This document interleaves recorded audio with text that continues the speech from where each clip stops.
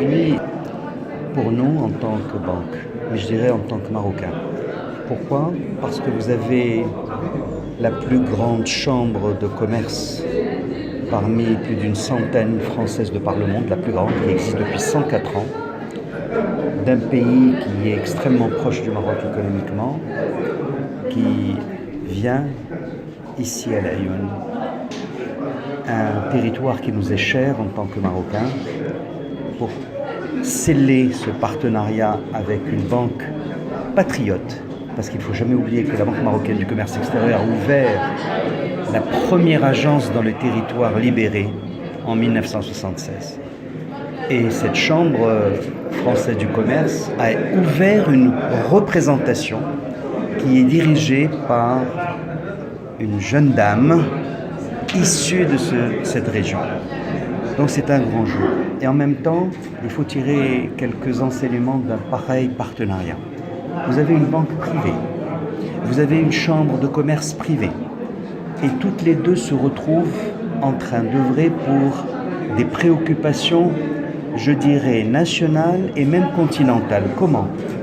Elles conjuguent leurs efforts pour aider l'entrepreneur. Et l'entrepreneur, ce n'est pas juste un client, c'est celui sur lequel les citoyens du continent, pas seulement de notre pays, doivent compter pour créer de la richesse et des emplois. Avec la BMCE, on travaille beaucoup avec la BMCE parce qu'ils nous accompagnent déjà sur les parcs industriels qu'on a dans la région de Casablanca, Stade, Berechi et Ouattara depuis 14 ans. Et donc on a complété ce partenariat par une convention pour l'accompagnement des sociétés, tant au Maroc qu'en Afrique subsaharienne. On va compléter le dispositif. On a des investisseurs français qui veulent venir, ils ont quelquefois des difficultés à monter les crédits bancaires. Donc on fait un partenariat avec la BMCE pour qu'on facilite conjointement les efforts et la rentabilité des projets, de façon à ce que tout le monde retrouve son intérêt. On va accompagner les intérêts marocains en Afrique subsaharienne et les Français qu'on va faire venir ici. On veut aussi les servir comme un hub au Maroc pour qu'ils aillent aussi en Afrique. Donc aujourd'hui c'est un développement logique d'un partenariat qui nous lie depuis de nombreuses années. Parce que comme disait M. Benjeli tout à l'heure, on a les mêmes valeurs, l'honnêteté, la transparence, la fidélité et l'attachement au Maroc, et surtout d'être les précurseurs de ce qu'on peut faire sur l'Afrique. Très bien. Vous avez tout à l'heure dit que vous venez de vous installer On s'était installé à Laayoune en mars. D'accord, en mars. Mars 2017. Est-ce que vous avez un plan d'action pour la région? Alors le plan d'action, c'est en train de le définir. On est installé, hein, la région nous a donné des bureaux de façon à ce qu'on s'installe. On est en train de placer maintenant la logistique de la chambre, de la même façon qu'on fait dans les autres régions du Maroc.